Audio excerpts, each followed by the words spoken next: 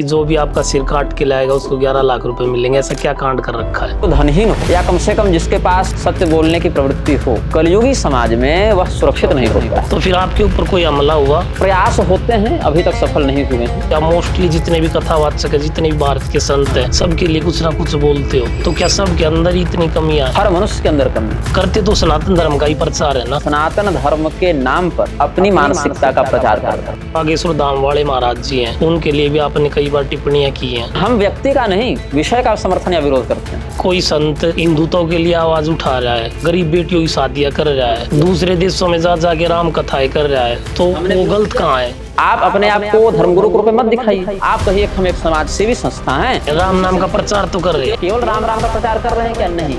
लेकिन जो लाखों लोग हैं जो अस्पतालों में धक्के खा खा के थक चुके हैं और वहाँ जाते हैं और वो ठीक भी हो जाते हैं, बहुत सी वीडियो जैसे हम देखते हैं, तो ये जनता की तो भलाई हो रही है। भीड़ बढ़ जाने से किसी व्यक्ति का सही या गलत होना सिद्ध नहीं होता।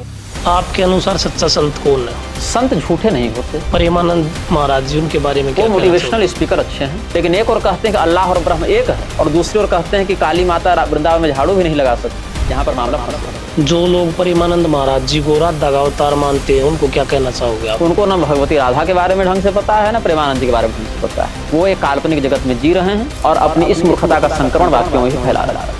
क्या मेहंदीपुर बालाजी, सालासर बालाजी और बागेश्वर बालाजी तीनों जगह हनुमान जी हैं? हनुमान जी कण कण में। पराशर संहिता के अनुसार हनुमान से रहित संसार में कुछ भी नहीं। आप इतने विवादों में क्यों घिरे रहते हो? क्योंकि जनता सच सुनना नहीं चाहती, सुनकर समझना नहीं चाहती, समझकर पचाना नहीं चाहती। जो महिलाएं आज के दिन कथावाचक बनी हुई है, कथाएं करती हैं, क्या वो सही है? कथा नहीं करते हैं, व्यथा करती हैं। उनकी कथा में कथा होती नहीं है। मैं स्त्री कथावाचिकाओं का समर्थन नहीं करता।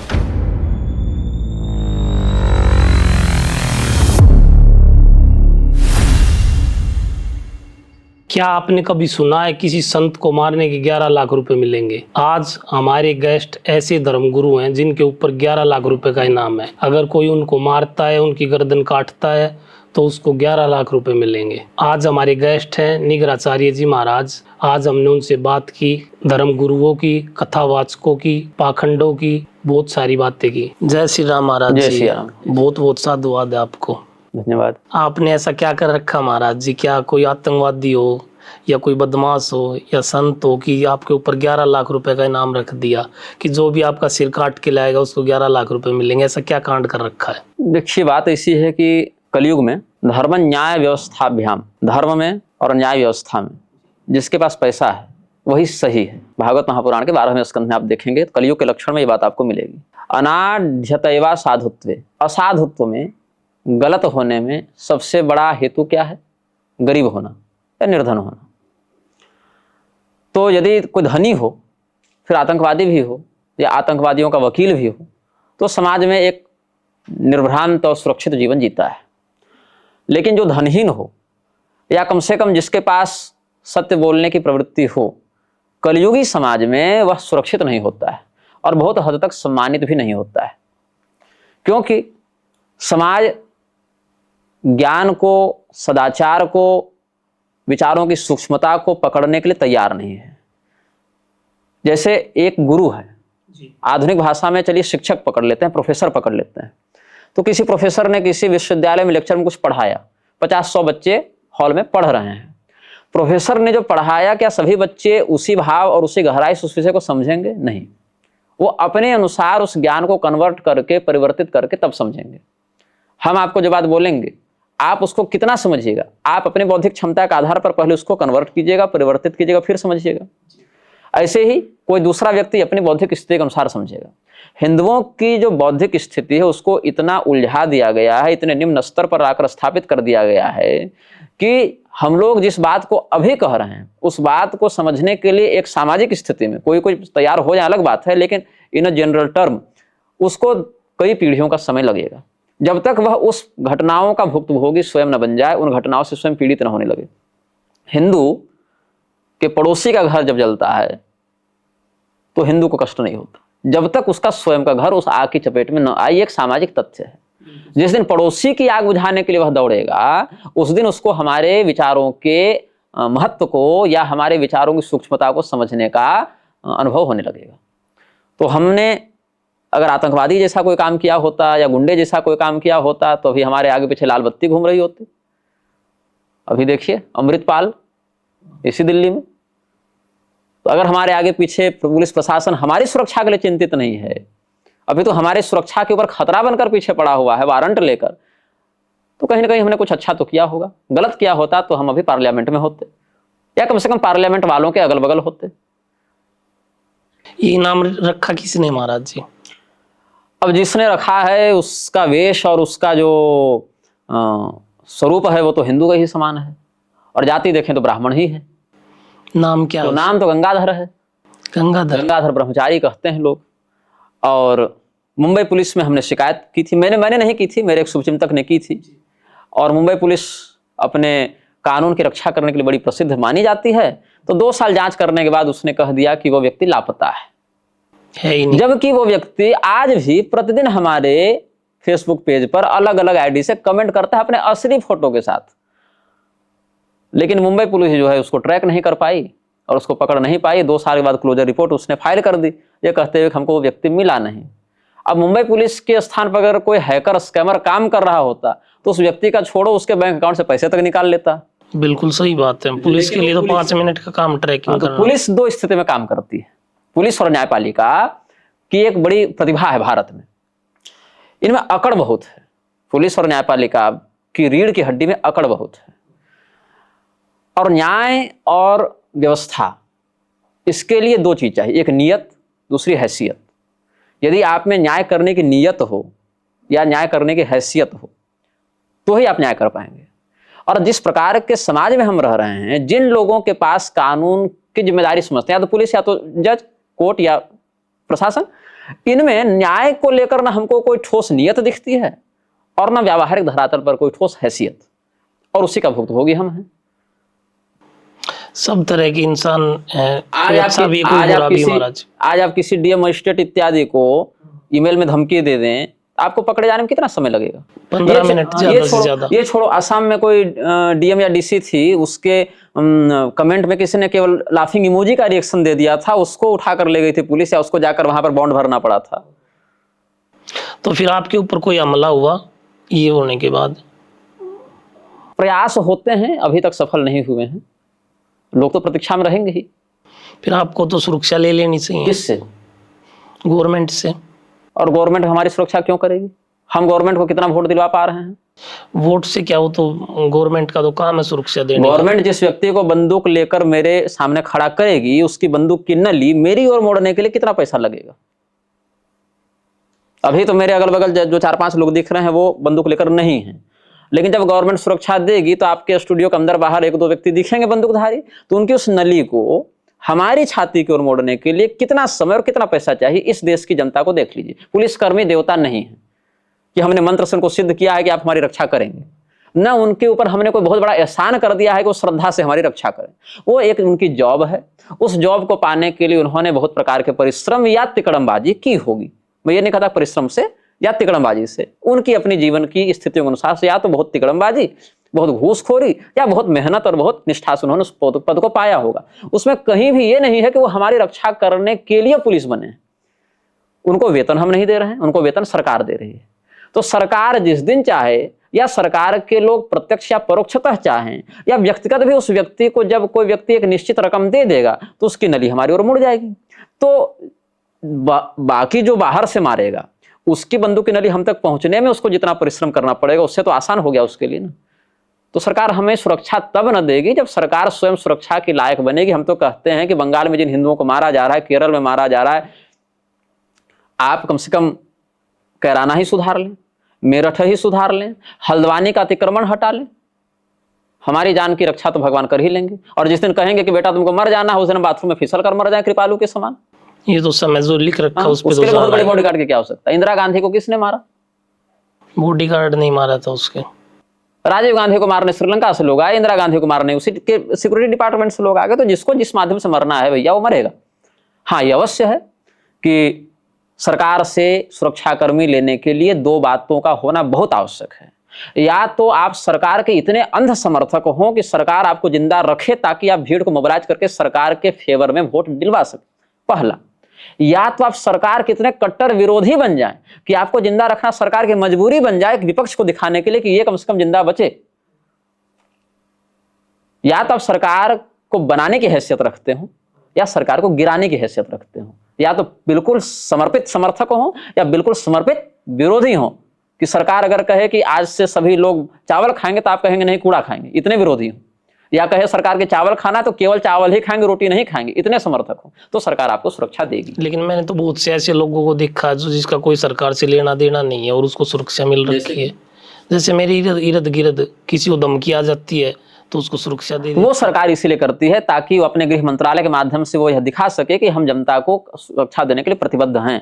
उनके बहुत से अनुयायी भी नहीं होंगे और वो बहुत प्रकार के लोगों को अपनी बातों से प्रभावित भी नहीं कर रहे होंगे, कम से कम पॉलिटिकली नहीं कर रहे होंगे। क्योंकि अगर किसी को सुरक्षा नहीं देगी सरकार, अगर बिल्कुल सुरक्षा देना बंद कर देगी तो उसकी कार्य प्रणाली पर भी प्रश्न चिन्ह उठेगा कि क्या केवल नेता मंत्री अधिकारी जज की सुरक्षा के लिए लोग हैं, जनता की सुरक्षा कैसे होगी।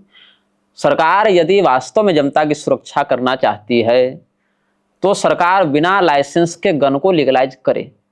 आप अपने घर में गन रख सकते हैं, लेकिन उसका तो गलत फायदा भी उठाया जा सकता है। देखिए जिसको गलत फायदा उठाना है वो लाइसेंस लेकर उठाएगा गलत फायदा। जितने लोगों को गलत तरीके से ही बंदूक का प्रयोग करना है वो आपसे लाइसेंस मांगने जा रहा है। लेकिन बहुत ईजी हो जाएगा फिर तो उनके लिए। नहीं, आप सड़क पर लेकर चलने के लिए लाइसेंस कर दीजिए, लेकिन अपने घर में रखने के लिए आपको लाइसेंस हटाना पड़ेगा, आपको उसकी अनिवार्यता हटानी पड़ेगी, क्योंकि आपके पास संसाधन सीमित हैं, खतरे अनंत हैं। आप भारत की पुलिस क्यों बदनाम है कि घटनाकांड के बाद पहुंचती है? अगर गलत तरीके से इस्तेमाल होगा तो जिसके विरुद्ध वो गलत तरीके से इस्तेमाल कर रहा है उसके पास भी जब सुरक्षा का समान अवसर होगा तो वो भी गलत करने से पहले सोचेगा कि हमारे ऊपर भी प्रतिक्रिया हो सकती है। यदि हमारे पास बंदूक है और हम आप पर गलत प्रयोग करना चाहते हैं तो हमारे मन में यह भी भय होगा कि आप या आपके शुभचिंतक के पास भी समान अवसर है अपनी रक्षा करने का, वो भी प्रतिक्रिया दे सकते हैं।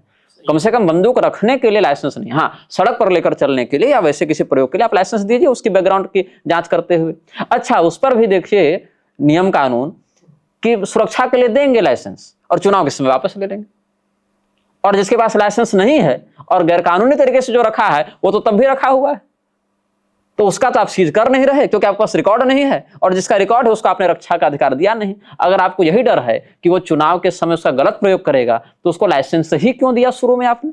जिसको गोली चलानी केवल चुनाव के समय चलाएगा, आगे पीछे बदला लेने के लिए गोली नहीं चला सकता है वो। सही बात है। तो इस प्रकार से सुरक्षा की जहां तक बात रही, भारत सरकार अपने प्रशासन विभाग के माध्यम से लोगों में एक भ्रम स्थापित करने में बहुत सफल रही है कि पुलिस आपकी सुरक्षा के लिए। पुलिस आपकी सुरक्षा के लिए नहीं है, पुलिस नेताओं की सुरक्षा के लिए है। आपसे नेता को खतरा न हो इसके लिए पुलिस है, और इसी के लिए उसको सरकार से वेतन मिलता है। इसके मध्य कभी टाइम मिला तो चूंकि वेतन से काम उसका पूरा हो नहीं पाएगा तो उसको साइड इनकम भी चाहिए, तो आपकी सुरक्षा के नाम पर भी कई स्थानों पर वो दिख जाती है ताकि उन मुकदमों के माध्यम से थोड़ा बहुत दोनों पक्षों से अपने आर्थिक लाभ को बढ़ा सके। ये लिखित नहीं लेकिन अनुभूत सत्य समाज का है। अब इसमें दो चार लोग ऐसे हैं जो अपनी निष्ठा और ईमानदारी से भी काम करते हैं, सब तरह के। हम भाई वर्दी पहने तो हमारा काम है, तो जनता की कभी रक्षा करते दिख जाते हैं, जिसको कहते हैं कि वर्दी ही मिसाल है, तो उसी के आधार पर इनका जो अन्य घूसखोरों का पाप है वो छिप जाता है। चार अच्छे लोग कैमरा पर आ जाएं तो उसके पीछे 40 चोर जो हैं वो भी उसी सफेद पोशी में बच जाते हैं। महाराज जी, आज के दिन हमारे हिंदू धर्म के जो भी संत हैं एक दूसरे को नीचा दिखाने की बड़ी कोशिश करते हैं।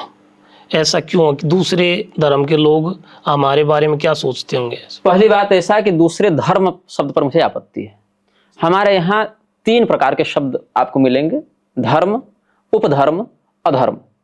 इसमें धर्म एको ही निश्चला, धर्म एक होता है, निश्चल होता है। 10 समय के आधार पर धर्म 10 प्रकार का नहीं हो जाता है। उसी के अंतर्गत राजधर्म, पितृधर्म, आपद धर्म, देश काल परिस्थिति का सब उसी के अंतर्गत है, लेकिन वो निश्चित है। उपधर्म जो है वो सामान्यतया 3 प्रकार का धर्म बताता है, जिसमें नास्तिक मत के जैन, बौद्ध और अरहत इत्यादि, चारवाक इत्यादि आ जाते हैं। अधर्म में शेष को आप गिन सकते हैं, जिसमें 5 प्रकार के अधर्म भी हैं। अधर्म पंचधा भाति, ऐसे भागवत महापुराण में मिल जाएगा। धर्माभास, विधर्म, उपमा, छल, ये सभी अधर्म के कई प्रकार होते हैं। मतलब ऐसा धर्म का चोला जो बाहर से लगे कि वह धर्म है लेकिन अंदर से वह अधर्म का प्रारूप लिए हुए है, उसको हम 5 पंचविध अधर्म की श्रेणी में रखते हैं। अब एक दूसरे को नीचा दिखाने की जो बात रही, अगर आप हमारे परिप्रेक्ष्य में इसको देखना चाहें तो हमने कभी किसी को नीचा दिखाने के लिए कोई वक्तव्य नहीं दिया है। लेकिन किसी की आप बुराई करते हो तो नीचा तो ऑटोमेटिकली हो जाता है। बुराई करना और खंडन करना, इसमें अंतर है। अगर कोई व्यक्ति यह कह रहा है कि रामायण का यह हिस्सा बाद में मुगलों ने जोड़ दिया, और मैं जान रहा हूं कि ऐसा नहीं है, क्योंकि उन्हीं के आदि गुरु ने उस ग्रंथ के उस अंश को सही माना है। तो मैं अगर विरोध करके ये बताऊं कि आपने वहां गलत कहा है और आपको अपने कथन में सुधार करना चाहिए, तो ये बुराई नहीं हुई, ये शास्त्रीयता के आधार पर उनका खंडन हुआ। हमने कभी भी किसी के मठ की जमीन को लेकर कोई मुकदमा लड़ा? हमने कभी भी किसी के चेले को अपने कहा कि तुम उसको छोड़कर हमसे दीक्षा ले लो आओ? नहीं कहा। हमने कभी प्रॉपर्टी बिल्डिंग का तरीका अपनाया? नहीं अपनाया, क्योंकि मेरा वह काम ही नहीं है, मेरी वह प्रवृत्ति भी नहीं है। हमने जो भी मेरे ऊपर मुकदमे हैं, क्यों हैं? लखनऊ हाईकोर्ट में हम पर जो मुकदमा चल रहा है, हमने क्या किया था? अवैध रोहिंग्या घुसपैठियों के विरुद्ध जो हमने वक्तव्य दिया था, या स्टालिन ने जब हिंदू धर्म सनातन धर्म को समाप्त करने की बात की थी तो मिशनरीज के विरुद्ध जो हमने लोगों को सतर्क किया था, वो वीडियो कोर्ट ने हटाए हैं। नूपुर शर्मा के प्रकरण के समय रोहिंग्याओं का विरोध और कश्मीरी पंडितों का समर्थन, नूपुर शर्मा का समर्थन करते हुए जो हमने वक्तव्य जारी किया था, और न्यायपालिका ने जब, अभी सूर्यकांत बना हुआ है सीजेआई, सूर्यकांत ने जब नूपुर शर्मा को फटकार लगाई थी कि तुम्हारे कारण देश में दंगा हो रहा है, तब हमने सूर्यकांत के विरुद्ध एक वक्तव्य दिया था और वो न्यायपालिका ने हटवाया है। तो यहां तो हम स्पष्ट रूप से सनातन के हित में और हिंदुओं की जान माल की सुरक्षा को लेकर बात कर रहे हैं। यहां तो हमने किसी धर्मगुरु को नहीं कहा गलत, या किसी संप्रदाय को लेकर आपत्ति नहीं की। दूसरा, हमने किसी भी संप्रदाय के विरुद्ध कभी नहीं कहा है कि आप शंकराचार्य जी के अनुयायी हैं, कि रामानुजाचार्य जी के हैं, या हित हरिवंश के महाप्रभु के हैं, कि चैतन्य महाप्रभु के हैं, कि आप रामानंदी हैं, कि आप मध्वाचार्य जी के हैं। ये सब हमने कभी नहीं किया।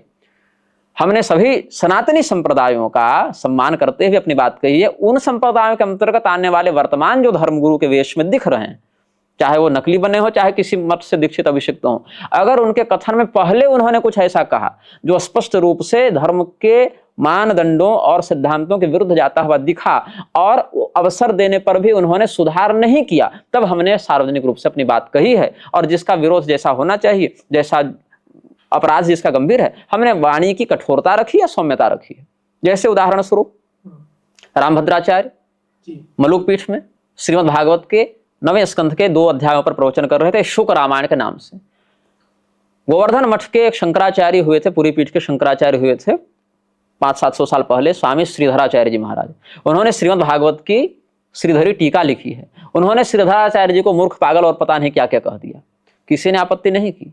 रामभद्राचार्य अगर मंच से पुराने प्रामाणिक आचार्यों को गलत कहें, आदि शंकराचार्य जी को गलत कहें, रामानुजाचार्य जी सबको अंधा और मूर्ख और पागल कह दें, तो ठीक है।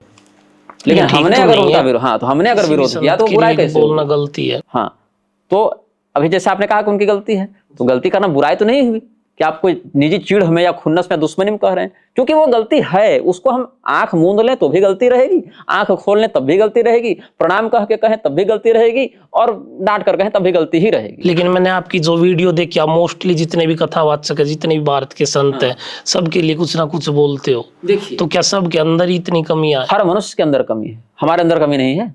करते तो सनातन धर्म का ही प्रचार है ना। नहीं, सनातन धर्म फिर के जो नाम लोग पर, उनको सुनते हैं तो वो क्या सोचेंगे? सनातन धर्म के नाम पर अपनी मानसिकता का प्रचार कर रहे हैं। जो कर रहे हैं वो धर्म के नाम पर, वो धर्म शास्त्र के किस कथन और प्रमाण के आधार पर कर रहे हैं, ये पूछा जाना चाहिए कि नहीं? और अगर वह प्रमाण और कथन उन्हीं ग्रंथों के विरुद्ध जाता आपको दिखे, तो क्या हम उसको स्वीकार कर लें कि आप हमारे धर्म का प्रचार कर रहे हैं? नहीं। अगर कोई व्यक्ति खांसी की दवा को कैंसर की दवा बोलकर बेचे, तो वह फ्रॉड है कि वो चिकित्सा का प्रचार कर रहा है? अब कहेंगे दोनों तो मेडिकल के ही विभाग में आते हैं, लेकिन क्या है और क्या बताया जा रहा है, दोनों में बहुत अंतर होता है। कोई व्यक्ति अगर आपको हीरे के दाम पर कांच बेचे, तो उसको फ्रॉड कहेंगे कि जौहरी कहेंगे? वो फ्रॉड है। तो क्या है और क्या बताया जा रहा है, इन दोनों के मध्य विवेक दृष्टि रखेंगे, तब हमारे वक्तव्यों की साधुता या उनकी सार्थकता आपको समझ में आएगी। और आप ये बताइए, हमने बहुतों का विरोध किया, आप ये कहते हैं कि हमने लगभग जो भी सबका ही कर मोस्टली जी। अभी ताजी जो हमारी विरुद्ध नोटिस आई, वो कृपालू जी महाराज की ओर से आई, मतलब वो तो रहे नहीं, उनके अनुयायियों की ओर से आई। उनकी वेबसाइट पर यह लिखा हुआ है, जेकेपी, जो जगतगुरु कृपालु परिषद के नाम से जो संस्था चलती है जेकेपी, उनकी ऑफिशियल वेबसाइट पर यह लिखा है कि कृपालु जी क्रिसमस मनाते थे, कृपालु जी रमजान मनाते थे। वीडियोज भी हैं, फोटोज भी हैं, और ऑफिशियल डिक्लेरेशन भी है उनका। फुल पैंट शर्ट पहन के, और एक कोई फिल्मी गाना था, मुझे याद नहीं आ रहा है, क्या खूब लगते हो, इस प्रकार से उसका बोल है, उस पर लड़कियां गा रही हैं और फुल पैंट शर्ट पहन के नाच रहे हैं। ये वीडियो सब हमारे पास हैं, ऑफिशियल वेरीफाइड। और अब आप ये कहते हैं कि कृपालु जी को जगत गुरुत्तम माना जाए। वो जगत गुरुत्तम मतलब आदि शंकराचार्य से बड़ा माना जाए। शिवावतार आदि शंकराचार्य जी से बड़ा हम उनको माने जो फुल पैंट शर्ट पहनकर फिल्मी गानों पर गीत गवा कर नाच रहे हैं और रमजान और बाइबल के आधार पर बातें कर रहे हैं, जिसकी पुष्टि उनकी ही वेबसाइट कर रही है। अब उनके अनुयायी सोचते हैं जो सोचना होगा। नहीं, ये तो बात आपकी बिल्कुल सही है, लेकिन कई जगह जैसे आप बागेश्वर धाम वाले महाराज जी हैं, हाँ। उनके लिए भी आपने कई बार टिप्पणियां की हैं, तो वो क्या लेके किया? बागेश्वर धाम वाले महाराज ने हमारे विरुद्ध वक्तव्य दिया, हमने उनके समर्थन वक्तव्य दिया, आप तक नहीं पहुंचा था। जब उन्होंने कहा था कि हम आदिवासियों के बीच में जाकर निःशुल्क राम कथा कहेंगे, तो हमने कहा था अच्छी बात है, समर्थन किया, तो वो नहीं सुने होंगे आप। नहीं, वो भी सुना हमने। तो हम व्यक्ति का नहीं, विषय का समर्थन या विरोध करते हैं। अब कोई संत हिंदुत्व के लिए आवाज उठा रहा है, किनके लिए? हिंदुत्व के लिए आवाज उठा रहा है, गरीब बेटियों की शादियां कर रहा है, अन्नपूर्णा रसोई चला रहा है लंबे समय तक, तो हमने अन्नपूर्णा रसोई का कभी विरोध किया? दूसरे देशों में जा जाके राम कथाएं कर रहा है, तो वो गलत कहाँ है? अगर कोई कहीं पर भूखों का पेट भर रहा हो, किसी गरीब कन्या के विवाह में सहयोग कर रहा था, हमने उस बात को लेकर कभी विरोध किया है? हमने जिस बात को लेकर विरोध किया उस पर आप रखेंगे ना विषय। जो इतनी अच्छाई कर रहा है तो उसमें कोई छोटी मोटी बुराई भी हो जाए नहीं, तो क्या इतनी अच्छा, क्या बुराई है? ईसाई मिशनरियां नहीं शिक्षा दे रही हैं, ईसाई मिशनरियां हॉस्पिटल खोलकर नहीं बैठी हुई हैं, तो आप किस मुस्लिम का विरोध कर रहे हैं? अगर किसी व्यक्ति का किसी ने इलाज कर दिया या 2 बोरी चावल ही दे दिया और वो कन्वर्ट हो गया, तब क्यों उसका फिर विरोध करते हैं? उस अंश में तो भूखे का पेट ही भर रहा है। आप अपने आप को धर्मगुरु के रूप में मत दिखाइए, आप प्रवचन मत कीजिए धर्मशास्त्र का। आप कहिए हम एक समाज सेवी संस्था हैं, हम समाज सेवा के अंतर्गत कंबल बांट रहे हैं, कन्या विवाह करवा रहे हैं, इलाज करवा रहे हैं, हॉस्पिटल बनवा रहे हैं। आप एज अ सोशल वर्कर आप अपने आप को प्रस्तुत कीजिए। लेकिन वो तो कथावाचक है, कथाएं करते हैं। कथावाचक अगर कथा करें तो फिर धर्मशास्त्र के अनुसार करें। आपसे भागवत महापुराण का एक श्लोक नहीं बोला जा रहा, आपसे स्वयं आप ये कह रहे हैं कि हमने वेद नहीं पढ़े, पुराण नहीं पढ़े, शास्त्र नहीं पढ़े। तो जब पढ़े नहीं तो आप क्या बता रहे हैं? और जब आप गलत बताएंगे तो उस मामले में तो हम आपका खंडन करेंगे। लेकिन फिर भी कोशिश तो कर रहे हैं, राम नाम का प्रचार तो कर रहे हैं। केवल राम नाम का प्रचार करें ना, तो अच्छी बात है। हमारे केवल राम नाम का प्रचार ऐसे नहीं हो सकता कि चलो बच्चा चलो 2 घंटे केवल राम राम करो, उसमें कहानी कहने की क्या आवश्यकता है? राम जी ने ऐसा किया, कृष्ण जी ने ऐसा किया, पढ़ के बोलते हैं, गलत बोलते हैं। पढ़ के कहाँ बोलते हैं? आप संस्कृत अगर जान रहे होते तो आप इतना प्रश्न भी नहीं करते। आप इतना प्रश्न इसलिए कर रहे हैं क्योंकि आपको उनकी त्रुटि पकड़ने की सूक्ष्मता से आपने शास्त्र नहीं पढ़े। अब जैसे आपको कोई व्यक्ति का हाथ पकड़ा दिया जाए, आप बोले हाथ गर्म है, बुखार है, इतना आप समझ लेंगे। लेकिन वो बुखार डेंगू है कि मलेरिया है कि टाइफाइड है, क्या है वो कौन बताएगा? वो लेबोरेटरी में जाकर टेस्ट कराना पड़ेगा। मैं लेबोरेटरी हूं और आप हाथ पकड़े, तो आप जो अनुभव करेंगे और हम जहां पर जाकर अनुभव कर रहे हैं उसमें बहुत अंतर हो जाएगा। हमने जितने का विरोध किया, क्या उनके पास इतना मीडिया मैनेजमेंट नहीं है कि वो हमारा खंडन कर सके? उनमें से किसने हमारा खंडन किया ये बताइए। अब आप कहेंगे कि खंडन इसलिए नहीं किया क्योंकि आप बहुत प्रसिद्ध नहीं हैं या बहुत बड़ी हस्ती नहीं हैं, ये मान लीजिए जो भी है। अब जैसे जिनका जिक्र चल रहा है, रामभद्राचार्य ने तो हमारे विरुद्ध पूरी पुस्तक लिखी, वो तो बोल देते हैं, लेकिन जो बागेश्वर वाले महाराज जी तो किसी संत के खिलाफ कभी बोलते ही नहीं, हमने सुना ही नहीं कभी। राजेंद्र दास भी नहीं बोलते हैं किसी संत के खिलाफ, वो किसी खिलाफ नहीं बोलते हैं। वो तो ईसा मसीह की प्रशंसा कर रहे थे मंच पर। तो अगर वो ईसा मसीह की प्रशंसा कर रहे हैं और कल को कोई व्यक्ति ईसा मसीह को अपना आदर्श मानकर ईसाई बन जा रहा है, तो आप हिंदू धर्म का प्रचार किए कि बुराई किए? गलत है वो तो। आप जो बात जैसी है उसको यथावत बोलिए, नहीं बोल सकते हैं तो चुप रहिए। आप केवल राम राम का प्रचार कर रहे हैं क्या? नहीं। आप कह रहे हैं कि भागवत की कथा कर रहे हैं, प्रदीप मिश्रा कहेंगे हम शिवपुराण की कथा कर रहे हैं। शिवपुराण के नाम पर क्या बताया जा रहा है कि शिव जी पर बेलपत्र लगा के चाट जाओ। कहाँ लिखा है शिवपुराण में ऐसा? लेकिन नाम लगाया आपने शिवपुराण का। आज आपके जमीन पर आप जिस भी प्रॉपर्टी के मालिक होंगे, मान लीजिए इस मकान के आप मालिक हैं, तो इसके कागज पर कोई अपना नाम रख दे प्रॉपर्टी होल्डर का नाम पर, तो आप स्वीकार करेंगे? नहीं करेंगे। आप क्या कहेंगे कि वो हमारे घर की रक्षा कर रहा है? अरे एक मालिक से घर नहीं चलता, 2 मालिक होंगे तो अच्छे से चलेगा। ऐसा नहीं होगा। आप कहेंगे अवैध कब्जा कर रहा है, घुसपैठ कर रहा है। जिस व्यक्ति का जहां जैसा अधिकार नहीं होता है, अगर अनधिकृत चेष्टा करता है तो क्या लिखा रहता है? एयरफोर्स के बाहर, मिलिट्री कैंट के बाहर घुसपैठियों को गोली मार दी जाएगी, लिखा रहता है ना। क्यों? अनधिकृत चेष्टा निषिद्ध होती है किसी भी क्षेत्र में हो। क्या आपको अगर मैं अभी YouTube में कोई सर्जरी का वीडियो दिखा दूं और कहूं कि हमारे पेट में ट्यूमर है, आप ऑपरेशन कर दीजिए, उसको वैध माना जाएगा? क्या कहेंगे? कुछ भी, चलो प्रयास तो कर रहा है, चलो रोग ठीक करने का प्रयास तो किया। वैसा प्रयास मान्य नहीं है। धर्मशास्त्र का उपदेश प्रयास करने से नहीं, उस सिद्धांत को निर्भ्रांत रूप से समझने के बाद, आचरण में अनुभव करने के बाद बताने का विषय है। हाँ, आप केवल भजन करते, केवल भजन, केवल राम राम कीजिए, केवल गाइए, गीत गाइए, भजन कीजिए, तो हमको कोई आपत्ति नहीं थी। लेकिन आपने मंत्र दीक्षा देना प्रारंभ कर दिया, यंत्र बेचना प्रारंभ कर दिया, मंत्र बांटना प्रारंभ कर दिया, कथा के नाम पर जो बात लिखी भी नहीं उस बात का अशुद्ध उच्चारण पूर्वक अशुद्ध व्याख्यान करना आरंभ कर दिया, तो ये धर्म का प्रचार नहीं है। ये धर्म के नाम पर अपनी किसी अन्य बात का प्रचार हो सकता है। और चूंकि लोगों के पास वो समझ नहीं है, लोग देख रहे हैं कितनी भीड़ है, इतने बड़े बड़े नेता, मंत्री, अधिकारी, जज, अफसर सब जा रहे हैं, तो बड़े ही संत होंगे, ये सोचकर जनता और पीछे पीछे जा रही है। लेकिन जो लाखों लोग हैं जो अस्पतालों में धक्के खा खा के थक चुके हैं और वहां जाते हैं और वो ठीक भी हो जाते हैं, बहुत सी वीडियो जैसे हम देखते हैं, तो ये जनता की तो भलाई हो रही है। 1 लाख लोग जो हैं कहीं पर जाएंगे, उसमें 500,000 लोग जरूर उसमें से लाभान्वित होते हैं। चाहे आप बागेश्वर धाम के स्थान पर इसी स्टूडियो को मंदिर बना दीजिए कल, इस दिल्ली में कितने पुस्तकालय होंगे, लगभग हर कॉलेज में एक मान लीजिए, और कितने मंदिरालय होंगे, जगह जगह ही हो। और पुस्तकालय की भीड़ देख लीजिए, मंदिरालय की भीड़ देख लीजिए। लोग देखने जाते हैं कि वहां क्या चल रहा है, जैसे भी खुदाई में 10 लोग जमा हो जाएंगे। ये भारत जनसंख्या प्रधान देश है और मूर्खता प्रधान देश भी है। भीड़ बढ़ जाने से किसी व्यक्ति का सही या गलत होना सिद्ध नहीं होता, वो पीढ़ियां उसको जब तक स्वीकार करेंगे। अच्छा, टेस्ला का नाम सुने हैं या? इलॉन मस्क वाले नहीं, निकोला टेस्ला, उसने क्या एक थ्योरी दी थी कि हम वायरलेस बिजली सप्लाई करेंगे। उस समय लोगों ने उसका मजाक उड़ाया, लोग बोले कि नहीं नहीं ऐसा नहीं हो सकता। आज वायरलेस चार्जिंग पर जनता जा रही है कि नहीं? तो बहुत सी बातें ऐसी हैं जो समय के साथ लोगों को समझ में आती हैं। बहुत सी बातों का दुष्प्रभाव समय के साथ समझ में आता है, समय के साथ, और अच्छा प्रभाव भी समय के साथ ही समझ में आता है। तो हम जो कह रहे हैं उसका परिणाम हम तत्काल में इसलिए नहीं दिखा सकते क्योंकि हमारे हाथ में काल का नियंत्रण नहीं है। हाँ, उसके लिए समय देकर उन चीज़ों को व्यवस्थित रूप से बैठकर अगर चिंतन करेंगे तो 6 महीने साल भर चीज़ों को ऑब्जर्व करने के बाद, अनुसंधान करने के बाद वो बातें समझ में आएंगी। जिन लोगों ने चर्च में जाकर यह कहा कि हमारी ये बीमारी थी, हम ठीक हो गए, कैमरे तो उनकी ओर भी हैं और उनकी रील्स भी वायरल हो रही हैं, तो हम क्यों वहां नहीं जा रहे हैं? श्रद्धा पर अपनी अपनी जांच इसकी होती है। यही है, यही फैक्टर काम करता है। आप देख रहे हैं भारत कितना निर्लज्ज समाज की ओर बढ़ते जा रहा है कि नेशनल टेलीविजन पर नारियल उड़ाया जा रहा है रस्सी बांधकर और लोग ताली पीट रहे हैं, देखा होगा आपने। ये तो बेवकूफी है बिल्कुल ही समाज। तो बेवकूफ केवल टीवी पर नहीं, ऑफ टीवी भी दिखते हैं। तो धर्म एक स्वतंत्र विषय है जिसका स्पष्ट आपके कर्म चक्र से, कर्तव्य निष्ठा से और लौकिक पारलौकिक श्रेय से उसका संबंध है। चमत्कार से उसका संबंध सीधा नहीं है। धर्म के आचरण से किसी के जीवन में कोई सिद्धि घटित हो जाए वो एक अलग विषय है, लेकिन उसके आधार पर जो हम करने बैठ जाएं वही सही हो जाएगा, जो हम कह दें वही शास्त्र हो जाएगा, ये संभव नहीं है। अगर ऐसा होता तो रावण के पास चमत्कार की कमी नहीं थी, वो और अनुयायियों की भी कमी नहीं थी। छोटी मोटी सेना थी, उसके अनुयायी कम थे क्या? दुर्योधन के पास तो पांडवों से अधिक ही सेना थी। तो दुर्योधन ने क्या कहा कि द्रौपदी का चिरहरण धर्म है? अगर वो कहता तो क्या सत्पुरुषों के समाज में मान्य होता? नहीं होता।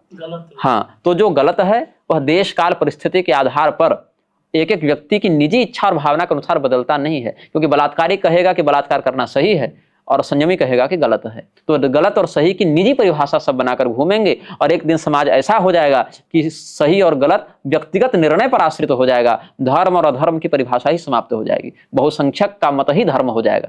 तो भीड़ से चलने वाला धर्म नहीं होता। धर्म एको ही निश्चलः। रावण के पीछे सैकड़ों अक्षौहिणी सेना चलती होगी, जटायु जी अकेले थे। अकेला लड़ने वाला भी कई बार धर्म के पक्ष से लड़ रहा है, यह भी इतिहास दिखता है। हजारों के साथ रहने वाला भी सदैव आवश्यक नहीं कि केवल भीड़ के कारण धर्म के पक्ष में माना जाए। आपके अनुसार सच्चा संत कौन है? संत झूठे नहीं होते, है ना। संत अगर है तो सच्चा ही है। जैसे सफेद दूध नहीं होता, दूध है तो सफेद ही है। नास्ति लोके जनः कोपि निर्दोषो निर्गुणस्तथा कर्म प्रारब्ध जन्यानम गुणदोषो समन्वितो। वर्तमान समाज में जो सिद्ध दिख रहे हैं, उनमें सिद्धि जैसी बताई जाती है वैसी नहीं है। जिनके पास प्रसिद्धि है उनके पास सिद्धि नहीं है, जिनके पास सिद्धि है वो प्रसिद्धि से बचना चाहते हैं। पहले भी जो अच्छे संत थे वो प्रयत्न पूर्वक अपने आप को छिपाकर समाज से ही रखने का प्रयास किया, कम से कम वो सामने आए तो अपनी सिद्धियों को छिपाकर रखने का प्रयास किए हैं। तो हमारे सनातन धर्म के अंतर्गत साधु और संत दो शब्द हैं।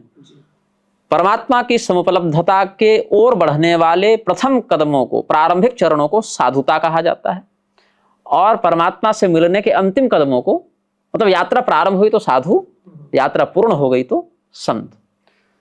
तो ऑन कैमरा जिन लोगों को आप देख रहे हैं उनमें मुझे संतत्व के लक्षण नहीं दिखते। हाँ, साधुता के लक्षण कुछ अंशों में दिखते हैं। संतत्व बहुत गंभीर शब्द है, संत शब्द बहुत जटिल है। मत्स्य पुराण में देखेंगे, गरुड़ पुराण में देखेंगे, लिंग पुराण में देखेंगे तो आपको दत्तात्रेय पुराण इत्यादि में भी संत साधु ये सब शब्दों की झलक मिलेगी। परिभाषा ब्रह्मांड पुराण में देखेंगे, वायु पुराण में देखेंगे तो परिभाषा मिलेगी आपको। अभी आपकी नजर में कोई संत है? मेरी नजर में कोई संत नहीं है। हर व्यक्ति अपने कर्म प्रारब्ध से बंधा हुआ है, उनमें 10 अच्छाइयां भी हैं, 10 बुराइयां भी हैं। संतत्व का वेश है, संतत्व का लक्षण नहीं है। दोनों में बहुत भेद होता है। प्रेमानंद महाराज जी, उनके बारे में क्या वो कहना मोटिवेशनल चाहोगे? स्पीकर अच्छे हैं, भगवान के नाम की ओर प्रेरित करें, उतने अंश में ठीक हैं। लोगों को चरित्रवान बनने की सलाह दें, नशेबाजी से दूर रहने की सलाह दें, उतने अंश में ठीक है। लेकिन एक और कहते हैं कि अल्लाह और ब्रह्म एक है, और दूसरी ओर कहते हैं कि काली माता वृंदावन में झाड़ू भी नहीं लगा सकती, यहाँ पर मामला फंसेगा। यहाँ पर हम आपको संतत्व के लक्षण में नहीं देख पा रहे हैं। एक और आप कहेंगे कि वर्णाश्रम को मत मानो, या उस भाव से जो कहीं विवाह इत्यादि कर लो कोई दिक्कत नहीं, रजस्वला स्त्री से भोग लगा दो कोई दिक्कत नहीं, वो संतत्व के लक्षण में नहीं जाएगा। तो हाँ ठीक है, व्यभिचार मत करो, मदिरापान मत करो, नशेबाजी मत करो, किसी का 2 रुपया गलत तरीके से घोटाले में मत लेके आओ, ये सब जो बातें हैं सामान्य सदाचार पर, इतने अंशों में उनका कथन ग्राह्य है, क्योंकि उतने अंश में धर्म का बल मिल रहा है। लेकिन जिन अंशों में देवता का अपराध हो या किसी स्पष्ट शास्त्रीय नियम का स्पष्ट उल्लंघन दिखता हो, तो ऐसी स्थिति में वह मान्य नहीं होगा। सबसे बड़ी बात क्या है, प्रेमानंद जी जिस संप्रदाय से आते हैं उसको कहते हैं हित हरिवंश संप्रदाय। रस संप्रदाय के नाम से भी लोग जानते हैं, और कहते हैं रसोपासना है। रसोपासना में कोई विधि निषेध नहीं लगता, रसोपासना में केवल भाव की प्रधानता है, उस भाव में प्रविष्ट होने की बात है।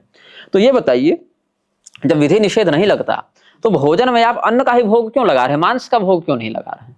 हो सकता है किसी को मांस में भाव आ रहा हो सकता है किसी को मदिरा में भाव आ रहा हो। आपको ये पता कैसे कि मदिरा गलत है? किसी न किसी शास्त्र से ही पता चल रहा होगा, उसमें तो आप शास्त्र को मान रहे हैं। या कम से कम आप ये कहेंगे हमारे गुरु जी ने ये हित 84 में लिखा या और इन ग्रंथों में लिखा। तो जब पोथी को मानना ही है तो 400 साल पहले लिखी पोथी को मानते हो, और आदि अनादि काल से जो वेद पुराण हमारे ऋषियों ने बताया उनको कहते हो कि पोथी मत पकड़ो। ये तो फिर दोनों जगह बात फंसेगी ना। रसोपासना के लिए साम रहस्योपनिषद इत्यादि में जो बातें नारद जी ने बताई हैं, या इन अन्य वेदांतीय ग्रंथों में जो बातें बताई गई हैं, उन श्रुतियों के आधार पर तो आपको किसी प्रकार का मंत्र भी ग्रहण नहीं करना है, तो राधे राधे फिर क्यों करना है? किसी प्रकार का आपको कुछ विधि निषेध मानना ही नहीं, तो कपड़े ही पहनने की क्या आवश्यकता है? तिलक ही लगाने की क्या आवश्यकता है कि हम ऐसे ही तिलक लगाएंगे, ऐसे नहीं लगाएंगे, पीला ही पहनेंगे, लाल नहीं पहनेंगे? क्योंकि रस वाला व्यक्ति तो किसी एक क्षेत्र में निवास करने के लिए ही बाध्य नहीं है। वो तो नाली में रहेगा तो भी रस है, वृंदावन में रहेगा, नाली को वृंदावन, वृंदावन को भी नाली मान ले, अभेद दृष्टि से देखे। तो कुछ बातों को पकड़ लेना और कुछ बातों को छोड़ देना ये उचित नहीं। जैसे आप चैट जीपीटी चलाते हैं मान लीजिए, तो चैट जीपीटी से आप कोई सवाल करेंगे तो कहेंगे बहुत अच्छा सवाल है, कहीं उसकी गलती रहेगी तो आप जैसा सुनना चाहेंगे वैसा ही वो बोल देगा, हाँ यही सही, यही ठीक है, ऐसा ही ठीक है। वो बहस नहीं करेगा आपसे। प्रेमानंद जी को हमने अपने किसी पॉडकास्ट में धर्म का चैट जीपीटी कहा था। वो आपको जो बात अच्छी लगे उसी बात को उसी तरीके से प्रस्तुत करने में निपुण है। हाँ, व्यक्तिगत रूप से वो भक्त हो सकते हैं, उसमें मैं नहीं कहता। व्यक्तिगत रूप से सदाचारी संयमी हो सकते हैं, उसमें भी मैं नहीं कहता। लेकिन स्पष्ट रूप से शास्त्रीय सिद्धांतों की जहां पर बात है, स्पष्ट रूप से जहां पर वर्णाश्रम और वंश शुद्धि की बात है, स्पष्ट रूप से देवताओं की आराधना के विषय में जो बात है, वहां पर समझौता स्वीकार नहीं होगा किसी एक व्यक्ति के चेहरे को हाईलाइट करने के लिए। ये मैं स्पष्ट बता दूं। उनके जो गुरु हैं मोहित मराल या क्या नाम है बताइए, पैर धोवा धोवा के लोगों से पी रहा है, इधर आईफोन चला रहा है और स्त्रियों को ऐसे गाल पकड़ पकड़ कर अलग अलग भाव भंगिमा बनाता है, वस्त्र में घुस कर दीक्षा देता है लड़कियों को, और उसके बाद क्या हो गया कि नवरात्र करने वाले, शिवरात्रि करने वाले सब वृंदावन से निकल कर चले जाएं, भगाओ यहां से लोगों को। ये बात तो हो गई। ये रस उपासना है। आपको भेद दिखाइए गया तो किस बात के रसिक हैं आप? फिर गलत है तो इस बात पर भी चिंतन करना चाहिए लोगों को। हिंदू क्या है कि एक ग्लास सीलिंग के नीचे है, वो ग्लास सीलिंग दिखती नहीं है। उस ग्लास सीलिंग के ऊपर महंतों को रखा है, नीचे अपने बैठ गया है। वो क्या चाहता है कि अगर हम अपने उस महंत के विषय में कुछ नहीं देख पा रहे और नहीं सुन पा रहे या नहीं सुनना देखना चाहते, तो पूरा समाज भी अंधा बहरा बन जाए। ठीक है, आपके गुरु हैं, आपको श्रद्धा हो सकती है, लेकिन आपकी उस एक श्रद्धा के कारण, जिनकी श्रद्धा वेद व्यास जी में है, जिनकी श्रद्धा महादेव जी में है, जिनकी श्रद्धा दुर्गा जी काली जी में है, जिनकी श्रद्धा वेद पुराण स्मृति में है, क्या करें? पोथी फाड़ कर आपके गुरु जी के चरणों में सो जाएं? ये भी संभव नहीं है, ये भी उचित नहीं है। बल्कि आपके गुरु के जन्म से या मृत्यु के आगे पीछे भी जिन शास्त्रों की मान्यता रहेगी, उन शास्त्रों की प्रामाणिकता के आधार पर धर्म चलता है। किसी व्यक्ति से धर्म घटता बढ़ता नहीं है। लेकिन कलयुग में तो नाम की महिमा बताई गई हमने है। नाम का कभी विरोध नहीं किया, हम सदैव भगवान नाम संकीर्तन कराते हैं। प्रेमानंद महाराज जी भी नाम ही बताते हैं, और वो तो कहते हैं कि महादेव प्रिय है तो उसका नाम लो, श्री कृष्ण प्रिय है तो उसका लो, राधा प्रिय है तो उसका लो, नाम जपो बस। काली माता वृंदावन में झाड़ू नहीं लगा सकती हैं, ये वक्तव्य देने से धर्म का क्या उत्थान हुआ? लौकिक या पारलौकिक दृष्टिकोण से क्या उत्थान हुआ? रजस्वला स्त्री भोग लगा सकती है भगवान को, ठाकुर जी को, एक वक्त में कहा, दूसरे में मना भी कर दिया। वही ChatGPT वाली बात हमने कही। इससे धर्म का क्या उत्थान हुआ, क्या लाभ हुआ, किस सदाचार की प्रेरणा आपने दी? बात सीधी सीधी ये है कि नाम जप करना अच्छा है, उत्तम है, अनिवार्य भी है। हम स्वयं ही करते हैं, करने के लिए कहते भी हैं, लेकिन शास्त्र यह भी कहता है, भगवान ही कहते हैं, शास्त्र में कोई हम आप नहीं बोले हैं, भगवान या भगवान के साक्षात्कार प्राप्त ऋषियों ने ही वह बात कही है, समझने अनुभव करने के बाद वह बात कही है कि नाम जप जो है वह कर्तव्य हानि पूर्वक नहीं करना चाहिए। जिस कार्य के लिए प्रकृति ने शास्त्रानुकूल आपको अधिकृत किया है, उस शास्त्रीय सदाचार का परित्याग करके नाम जप प्रशस्त नहीं है। यह भगवान ने कहा, श्रुति स्मृति ममय वाग्य यस्त उल्लंघ्य वर्तते आज्ञा भंगी ममद द्वेषी मद्भक्तोपि न वैष्णव। ये भगवान कहते हैं कि वेद पुराण स्मृति कोई किताब साहित्य नहीं है, वो भगवान की आज्ञा है। वो डॉक्ट्राइन जिसको आजकल भाषा में कहते हैं, वो भी सही शब्द तो नहीं है ग्रंथ के लिए, लेकिन वो एक ऐसी आज्ञा है जिसका उल्लंघन हम नहीं कर सकते। अगर उल्लंघन करके हम नाम जप करते हैं तो वह भगवान के द्रोह का कारण बनता है, प्रसन्नता का कारण नहीं बनता है। जो लोग प्रेमानंद महाराज जी को राधा का अवतार मानते हैं, उनको क्या कहना चाहोगे आप? उनको न भगवती राधा के बारे में ढंग से पता है, न प्रेमानंद जी के बारे में ढंग से पता है। वो एक काल्पनिक जगत में जी रहे हैं और अपनी इस मूर्खता का संक्रमण वाक्यों में भी फैला रहे हैं। हर व्यक्ति के लिए उसका गुरु अवतार है।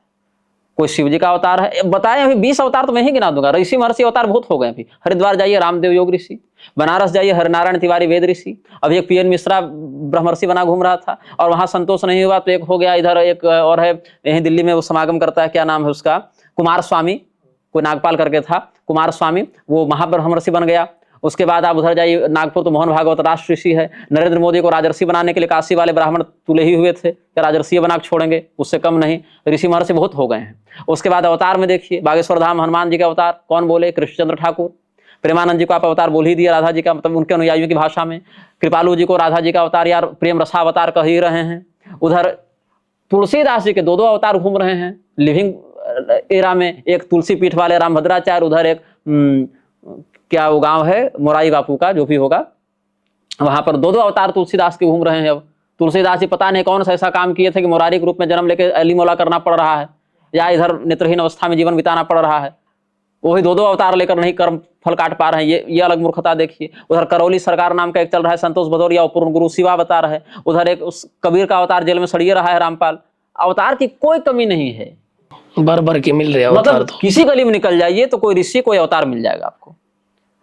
पहले लोग जो है सो शंकराचार्य होते थे, शंकराचार्य से पेट नहीं भरा तो लक्ष्मी शंकराचार्य, तो गौरी शंकराचार्य, तो किन्नर शंकराचार्य, तो समलैंगिक शंकराचार्य, तो काला शंकराचार्य, गोरा शंकराचार्य, मतलब वेराइटीज हैं। आप मानो एक मॉल में घुस गए हैं, आपको वेराइटीज ऑफ डाइटीज मिलेंगे, वेराइटीज ऑफ ऋषि मुनि अवतार सब मिलेंगे, और ये 1-2 पीढ़ी के अंदर मिलेंगे। ये भी नहीं कि 1000-2000 साल से सब चले आ रहे हैं योगी महर्षि, बस ताबड़तोड़ प्रोडक्शन चालू है अवतारों और ऋषियों की। और हर हिंदू के लिए उसका एक गुरु कोई अवतार या कोई ऋषि है, और कुछ नहीं मिला। जो स्वामी कृपात्री जी अपने जीवन में निष्कलंक और सब धर्मानुसार चलने का सदैव प्रयास किए, उनको भी लोग करभाजन मुनि का अवतार घोषित करके घूम रहे हैं। क्या मेहंदीपुर बालाजी, सालासर बालाजी और बागेश्वर बालाजी तीनों जगह हनुमान जी हैं? हनुमान जी कण कण में है। पराशर संहिता के अनुसार हनुमान से रहित संसार में कुछ भी नहीं है। हनुमत तत्व सर्वत्र व्याप्त है। अब उसकी अभिव्यक्ति, उस तत्व की अनुभूति किसी साधक को कहीं हो जाए तो वहां पर उनका मंदिर हो जाता है। हाँ, मेहंदीपुर, सालासर बालाजी इत्यादि जो है वो पुरातन स्थान है। बागेश्वर वालों ने अभी कुछ वर्ष पहले स्थापित किया है उनको, वहां पर कोई बहुत प्राचीन स्थान नहीं है। यहाँ तक कि जिन लोगों ने वहां टेंट लगाया, प्रतिष्ठा इत्यादि कराई, उनको भी हम व्यक्तिगत रूप से जान रहे हैं। उसी क्षेत्र से 1 योजन की परिधि में हमने 2 बार कथा कही है। वहां के लोग भी कथा सुनने आए थे। लेकिन वहां तो बताते कई पीढ़ियों से जैसे दरबार लग रहा है उनका। नहीं, ऐसा नहीं है। वहां के स्थानीय लोगों से जाकर पूछिए ना कितने वर्ष पुराना है। उसी गांव के अगल बगल वालों से रैंडम जाकर पूछिए। उनके दादा तो लगाते थे दरबार। जिस प्रकार का बताया जाता है वैसा नहीं था, और उनकी मृत्यु भी बहुत कष्ट में और बहुत गलत तरीके से हुई है। अब उनकी पारिवारिक बात में बहुत खुलकर नहीं बोलना चाहता, वो चले गए, ठीक है, लेकिन जैसा बताया जाता है वैसा नहीं है। सार में इतना आप समझ लीजिए। आप इतने विवादों में क्यों घिरे रहते हो? क्योंकि जनता सच सुनना नहीं चाहती, सुनकर समझना नहीं चाहती, समझकर पचाना नहीं चाहती। प्रदीप मिश्रा जी जो टोट के बताते हैं शिव के कि ऐसे करने से घर का क्लेश दूर हो जाएगा, क्या कहाँ तक सही है वो? कहीं तक सही नहीं है। कहाँ तक के लिए कहीं से चलना पड़ेगा वो ना। उनका कोई शास्त्रीय आधार नहीं है, शास्त्रीय प्रभाव भी नहीं है। कोरोना काल में एक नई बैच निकली, लोगों के पास काम था नहीं, था भी तो ऑनलाइन था।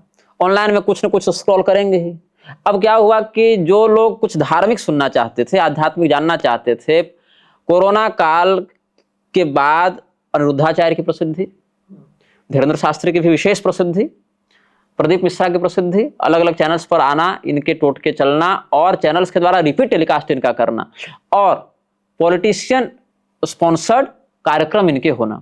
अभी देखिए ब्रिजभूषण के यहाँ वो बजरस्ता नहीं है, रितेश्वर रितेश्वर क्या है? महाराज रितेश्वर अपराधी था। कैसे अपराधी कैसे था? आप निकालिए उसकी नहीं, हमें पता नहीं, आप हमारी ऑडियंस को ही बताएं। किस किस मुकदमे में किस किस प्रकार के कन्विक्शंस हुए हैं, कहाँ कहाँ किस किस मर्डर केस में उसका नाम आया है, ये सब आप जांच करा लीजिएगा। रितेश्वर के विषय में वहाँ के जो हमारे झारखंड में भी अलग अलग स्थानों पर जो मुकदमे चल रहे हैं वहाँ पर, अब पूरी फाइल में अभी तैयार होकर नहीं आया था आपके सामने, नहीं तो मैं रख देता। आरटीआई इत्यादि डालेंगे तो सारी केस से निकल जाएंगी, या कोई लॉयर से संपर्क करेंगे तो। लेकिन कन्विक्टेड मुजरिम हैं ये सब, और ये सब जो लोग हैं ऐसे ही प्रकार के धार्मिक आयोजनों का आश्रय लेकर प्रसिद्ध होते हैं। लोगों को लगता है कि नेताजी जा रहे हैं, नेताजी जाएंगे तो 200-500 लोग ऐसे ही जाएंगे, और वो 200-500 लोग कहाँ जा रहे हैं ये देखने के लिए 200-500 और जाएंगे, क्या वहां क्या हो गया। और 1-2 कार्यक्रम में 1000-2000 आ गए, वही 1000 एक जीरो एक कार्यक्रम में बढ़ता जाएगा। और जहां 4-5 कार्यक्रम आपके ऐसे हुए फिर तो आप अवतार हो गए सीधे। भले जीवन के 25 साल 30 साल 50 साल आप नशेबाजी में सड़क किनारे बिताए हो, लेकिन अचानक से आप अवतार घोषित हो जाएंगे। तो ऐसी स्थिति में कोरोना काल के समय ये संक्रमण तेजी से फैला। कोरोना का नहीं, ये जो एक प्रकार का इन्फेक्शन इन्होंने धर्म के नाम पर फैलाया। अनिरुद्धाचार्य के प्रवचनों में चुटकुला प्रैंक के अलावा क्या मिलता है आपको? कॉमेडियन है, लेकिन धर्मगुरु के रूप में चल रहे हैं कि नहीं? मतलब पहचान क्या? कॉमेडियन की पहचान तो है नहीं, धर्मगुरु की पहचान है। नाम तो धर्मगुरु का ही चलता है। प्रदीप मिश्रा का एक कार्यक्रम आप देखिए यहाँ हो रहा है, 3 करोड़ 4 करोड़ 5 करोड़ का बजट हो जाता है, आराम से 5 करोड़ से ऊपर हो जाता है। वो पैसा जो जनता दे रही है या जो बिल्डर दे रहा है, क्या होता है? जैसे मान लीजिए कि प्रदीप मिश्रा या ये क्या हुआ धीरेन्द्र शास्त्री का कहाँ होता है? जहाँ भीड़ के लिए आपको खाली जगह चाहिए। शहर के बीच में खाली जगह मिलेगी नहीं। कई बार क्या होता है कि प्रशासन ने कहा कि 2000 लोगों की अनुमति देंगे, 3000 लोगों की अनुमति देंगे, पब्लिक लिमिट बढ़ेगी तो आप खाली जगह कहीं बाहर जाकर कीजिए। तो आउटस्कर्ट्स ऑफ सिटी में कार्यक्रम होते हैं जहां 1-2 लाख की भीड़ मैनेज हो सके मैदान में। वहां जमीन का रेट क्या है? कम है। वहां बिल्डर को कम रेट में जमीन मिल जाएगी। पब्लिक वहां क्यों जाएगी जमीन लेने? पब्लिक को तो लोकेशन पता नहीं है।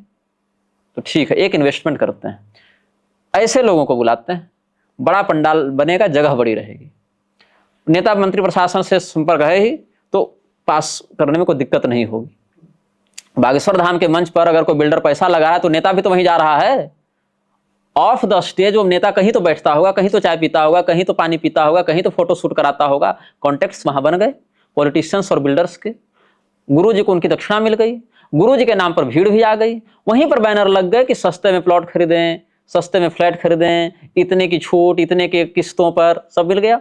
तो आपने एक नई जो योजना थी बिल्डर की वो बना ली। ये पैटर्न बहुत सफल रहा है। एक सुनसान जगह पर ऐसा कार्यक्रम कराओ, लोगों को बुलाओ। और आप तो देखेंगे मोरारी बापू जैसे लोगों का कार्यक्रम, तो उनका तो पूरा सेटअप चलता है, कैटरर से लेकर बाकायदा प्रतिदिन की मेनू तैयार होती है कि आज बापू जी के कार्यक्रम में ये मेनू बनेगा, इतने प्रकार के 5 स्टार शेफ्स आएंगे, वो ये मेन्यू बनाएंगे, तो इसमें गजल संध्या का कार्यक्रम चलेगा, तो बापू झूला झूलते झूलते गजल सुनेंगे। ये धर्म नहीं है, ये मनोरंजन है, ये दरबार राजाओं का है, इसमें धर्म कहीं नहीं है। धर्म पड़ा हुआ है किसी साधु की कुटिया में, एक माला राम राम पर टिका हुआ है। धर्म पड़ा हुआ है किसी पतिव्रता स्त्री के चरित्र में, जिसका विवाह मान लो 15 साल में हुआ और 20 साल में जो विधवा हो गई, लेकिन फिर भी अपने चरित्र को सुरक्षित रखे, धर्म वहां टिका हुआ है। बिल्कुल धर्म टिका है उस कूड़ेदान में, अपने लिए रोटी का एक टुकड़ा खोजती गाय में, जिसके बछड़े के पीछे कसाई पड़े हुए और अपनी जान भी बचा रहे, बछड़े की जान बचा रहे। धर्म वहां बचा हुआ है। धर्म मठों में नहीं बचा है। मठों में 60 बचे हैं, धूर्त बचे हैं, प्रवंचक बचे हैं। कल की पुराण देखिए, 60 मठ निवासिनः। कलयुग में मठ में ही 60 रहने लगेंगे। लगभग मठों में 60 का बाहुल्य हो गया है। और जो कुछ अच्छे लोग हैं वो उन्हीं 60 के कुचक्र के कारण या तो मठ छोड़कर भागने के लिए विवश हैं, या कम से कम मौन रहकर उसको सहन करने के लिए विवश हैं। विरोध का साहस नहीं रखते हैं। चाहे आप बड़े से बड़े महंतों को देखिए या छोटे स्तर पर आप देखिए, क्योंकि मैं जाता रहता हूँ, झेलता रहता हूँ, देखता रहता हूँ, इसलिए मैं जान रहा हूँ। रितेश्वर महाराज पर वापिस आते हैं। आपने उनके मर्डर के बारे में बताया, क्या उन्होंने मर्डर कर रखा है? अब हम मर्डर होते देखे तो नहीं है, लेकिन इसकी बहुत अच्छी खासी मुकदमे चले हैं, कुछ सजा इत्यादि भी हुई थी बाद में। देखिए लगभग क्या होता है, सजायाफ्ते अपराधियों के कॉन्टेक्ट्स बन जाते हैं जेल में ही अच्छे अच्छे लोगों से। अच्छे मतलब जेल काटी मतलब? हाँ, मतलब अच्छे लोग मतलब सदाचारी लोग नहीं, पहुंच वाले लोग, जिनके कॉन्टेक्ट्स हैं, चाहे वो नेता के रूप में हो, चाहे वो उद्योगपति के रूप में हो, या और कैसे हो। और अगर किसी में अच्छी बोली की प्रतिभा हो, बोलना अच्छा जानता हो, व्यक्ति को अपनी वाणी में फंसाने की कला हो, और उसके ऊपर से थोड़ा वेशभूषा बना ले, तो फिर वो किसी भी प्रकार से मैनिपुलेट कर सकता है आपको। और थोड़ा बहुत तो किस्मत का भी है, कुछ उनकी किस्मत, कुछ हिंदुओं की नादानी, और कुछ कनेक्शंस। लेकिन वो तो कहते हैं कि मैं किसी भी कथा से कोई पैसा नहीं लेता हूँ, फ्री में कथा करता हूँ। करवाइए आप, फिर बताइएगा कितना जगह बोलते हैं, बाकी जो कथावाचक हैं उनको बोलते भी हैं कि आप ऐसे ऐसे ठप्पा लगवा लो कि मैं इतने पैसे लेके कथा करता हूँ। कथा तो निःशुल्क करनी चाहिए। और उनकी कथा का आप आयोजन कीजिए और फिर पूछिए कि आपको कथा जो है सो कितने हमको खर्च करने पड़ेंगे, आप स्वयं बता दीजिएगा हमको, तो हम फिर अगले पॉडकास्ट में अगर कभी मिलेंगे, आप ही कभी किसी पॉडकास्ट में बता दीजिएगा कि हमने पिछली बार ऐसा कहा था, हमने कराया। तो हाँ, और कथनी में और करनी में अंतर है। आप अभी कहीं कॉन्टेक्ट हो तो आप पता करवा लीजिए, ऑन कैमरा ही करवा लीजिए कि आप महाराज जी हमारे यहाँ कथा कर दीजिए, किस समय करेंगे और क्या व्यवस्था करनी पड़ेगी। ऐसे ही शैली में एक बार आप जायजा ले लीजिए। उन्होंने कहा था ना कि रात्रि को विवाह निषिद्ध है। सामान्य ज्योतिषीय मुहूर्त चिंतामणि इत्यादि जैसे ग्रंथों का भी, सामान्य तो नहीं है लेकिन कम से कम जहां से विद्यार्थी पढ़ना प्रारंभ करता है मुहूर्त प्रकरणों को, मुहूर्त कल्पद्रुम या मुहूर्त चिंतामणि ऐसे ग्रंथों को, मुहूर्त मार्तंड, मुहूर्त गणपति ऐसे ग्रंथों को ही देख लेते तो पता चल जाता है कि दिन में विवाह होता है कि रात में विवाह होता है कि नहीं होता है। सामान्य तिथि नक्षत्र मुहूर्त का भी बोध नहीं है, और वेश मात्र से आप बनाकर अगर सीधे सीधे धर्म के विषय में बोलने लगे, कह दिया लक्ष्मी जी का वृंदावन में प्रवेश निषिद्ध है। जब हमने गोपिका गीत इत्यादि से प्रमाण दिखाया, श्रयत इंद्रा स्वदत्र ही, यहीं पर भगवती लक्ष्मी का वास हो गया है, श्रीहीन हो गया क्या वृंदावन, नाम है श्रीधाम और श्रीहीन हो गया। तो एक देवता के भक्त बनने के चक्कर में बाकी देवताओं की तिरस्कार वृत्ति, निंदा वृत्ति करते रहो, ये क्या तरीका हुआ भाई। अभी तो पदयात्रा भी निकल रही है, प्रेमानंद जी और उनकी अब साथ साथ चलेगी, पता नहीं क्या किनकी, रितेश्वर जी कर रहे हैं ना पदयात्रा भी। अब हम भी यमुना आरती में जाएंगे, पदयात्रा करेंगे।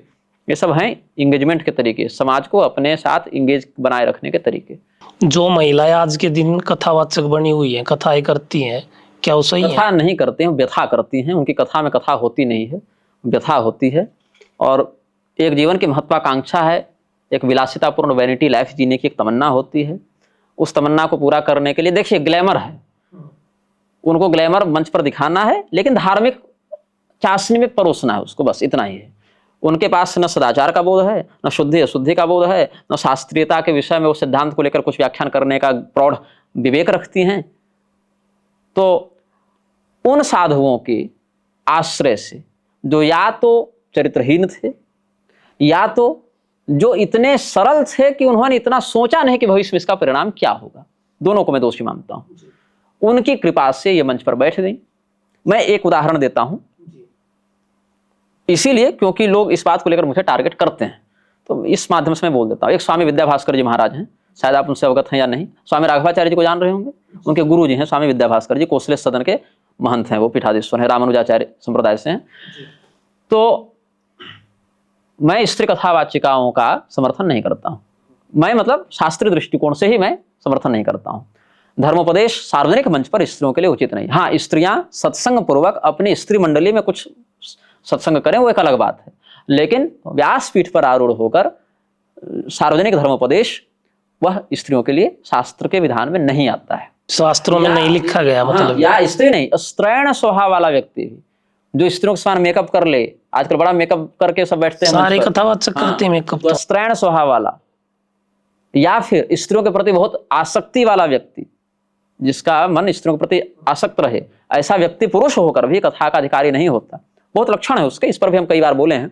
तो हाँ, अब जैसे कोई स्त्री शास्त्र के विषय में जानकारी रखती हो, तो वह अन्य स्त्रियों के मध्य या दादी नानी हो तो अपने बच्चों के मध्य उस प्रकार से अपने पारिवारिक सामाजिक स्थिति में कुछ बोले तो दोषकारक नहीं है। लेकिन वो जिस प्रकार से अभी जया किशोरी, चित्रलेखा, गौरांगी इत्यादि करें, वो उचित नहीं है। क्या हुआ, एक नाम कुछ और है, प्रसिद्ध नाम गौरांगी है, तो गौरांगी, गौरी कह लिखते हैं या जो भी है, वो कथावाचन करती थी, स्वामी विद्याभास्कर जी की शिष्या थी। तो क्या हुआ कि हमें किसी ने भेजा कि ये गौरांगी प्रवचन कर रही है। अच्छा, इससे पहले 2-3 साल पहले छत्तीसगढ़ के किसी गांव में हमारी कथा थी, तो वहां पर उस समय माघ का ही महीना था, स्वामी जी का शिविर प्रयागराज में लगा था। तो वहां से किसी स्त्री को हमने देखा वीडियो में प्रवचन करते, हमने स्वामी जी को भेजा, बोले स्वामी जी ये क्या हो रहा है आपके मंच पर। तो स्वामी जी वहां थे नहीं शिविर में, उन्होंने अपने वहां के जो प्रभारी होंगे उनको कहा, तो उन्होंने अगले दिन से हटा दिया, मना कर दिया, जो भी हुआ, लेकिन कुछ सुधार हो गया। तो इस बात को हमने मंच से कहा भी कि स्वामी जी ने ये बात ऐसी सुधार ली थी। तो तिरुपति में जब मैं सम्मेलन में गया था, पांचरात्र अधिवेशन था, छठा अधिवेशन था तिरुपति में, मैं इकलौता ऐसा व्यक्ति जो वैष्णव संप्रदाय का न होकर भी वहां गया था। फिर हमने वहां प्रवचन 20 मिनट 30 मिनट जो भी समय मिला था वो किया था हमने, 15-20 मिनट जो भी था। तो वहां पर विद्याभास्कर स्वामी जी को हमने कहा कि हमको शिकायत मिली है, कोई गौरांगी नाम की आपकी शिष्या हो, कथा करते हुए आपने बैठाया है। तो उन्होंने कहा हाँ स्वामी जी ऐसा तो है, तो हमें उसको मना करूंगा इससे। तो मना किया नहीं किया वो भगवान जाने, लेकिन सुधार उस समय हमको नहीं दिखा। उन्होंने कहा था लेकिन हम मना करेंगे, या किया भी होगा तो सामने वाले ने मना कर दिया होगा कि नहीं मानेंगे बात, क्योंकि जब एक बार नगदी आने लगती है तो वही सबसे बड़ा देवता है, वही सबसे बड़ा गुरु है, वही सबसे बड़ा सत्कर्म है। बिल्कुल सही बात। तो हो सकता है दिखा होगा कि हम हर महीने 2 लाख 5 लाख 10 लाख 20 लाख कमा ले रहे हैं और गुरु जी की बात माने तो ये कमाई बंद हो जाएगी, तो हो सकता है ऐसा भी भाव आया होगा। तो पेशा बदलने से अच्छा है गुरु बदल लो, ये सरल है। तो अभी क्या हुआ अयोध्या में कुछ महीने पहले गौरांगी ने एक बड़ा बढ़िया मतलब आयोजन किया, बहुत खर्चा किया, करोड़ों का आश्रम बनाया, बहुत महंगी जमीन खरीदी, सबको बुलाया, स्वामी जी को ही बुलाया। स्वामी जी वो सब हमारे पास ही पहुंचा, सब कार्ड इत्यादि, मतलब निमंत्रण तो मुझे नहीं दिया लेकिन वो सोशल मीडिया पर चला, तो ये आयोजन हो रहा था, हम पर भी पहुंचा था। हम स्वामी जी को बोले क्या स्वामी जी आपका ऐसा चल रहा है? तो स्वामी जी ने कहीं थे वो किसी सभा में ही, उन्होंने मंच पर कहा कि हम इस प्रकार का समर्थन नहीं करते हैं, हमारा जो शिष्य हमारी बात नहीं मानता वो जो है सो हमारा शिष्य नहीं है।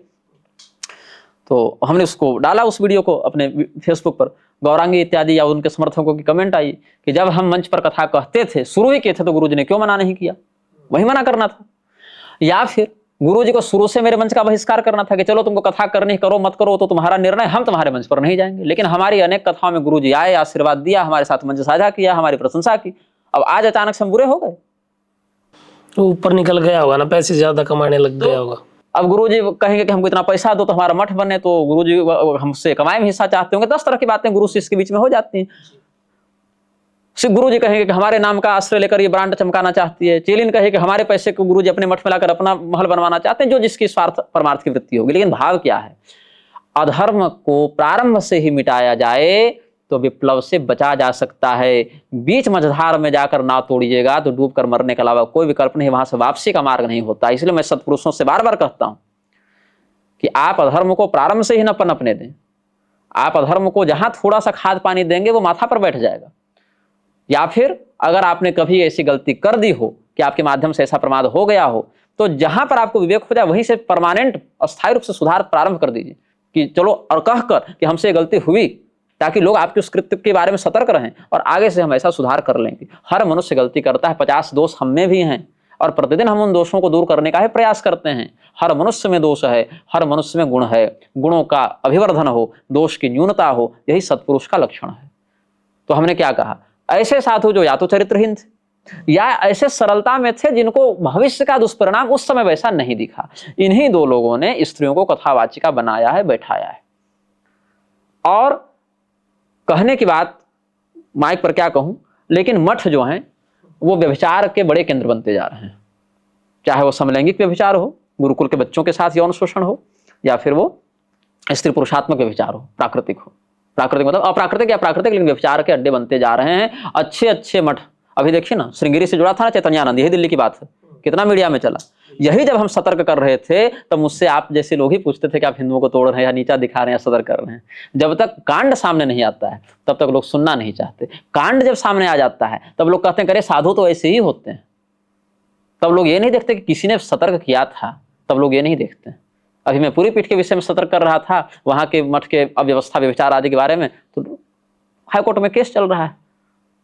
तो चलेगा केस तो क्या होगा, चलेगा तो हमको भी जवाब देना होगा, हम भी मरेंगे, जज भी मरेंगे, पिटिशनर भी मरेंगे, किसी न किसी समय तो सबको मरना है। पूरी पीठ वालों ने कर दिया आपके ऊपर केस? पूरी पीठ के शिष्यों ने किया है, शिष्य के ही रूप में तो अपना परिचय उन लोगों ने दिया। और उसमें वीडियो कौन कौन से ब्लॉक करवाए गए हैं।